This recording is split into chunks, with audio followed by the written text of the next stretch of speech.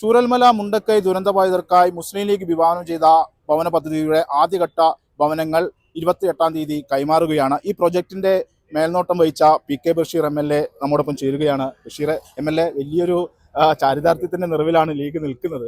പറഞ്ഞ വാക്ക് പാലിച്ചിരിക്കുകയാണ്. വളരെ സന്തോഷമുണ്ട്. മുസ്ലിം ലീഗിനെ സംബന്ധിച്ച് ചരിത്രത്തിലെ ഏറ്റവും വലിയ ഒരു സംഭവമാണത്.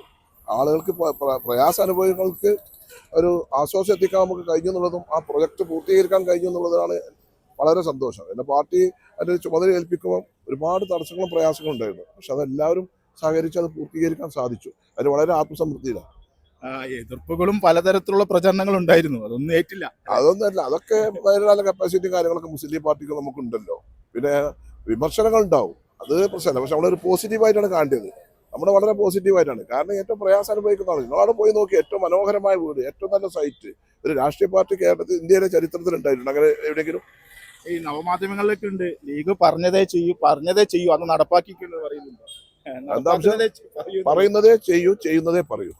ഓക്കെ, ഏതായാലും PK ബഷീർ MLA ആണ് പറഞ്ഞത്. ലീഗിന്റെ മാതൃകാപരമായ പ്രവർത്തനങ്ങൾ ഏതായാലും ദുരന്തബാധിതരുടെ കൈകളിലേക്ക് എത്താൻ പോവുകയാണ്.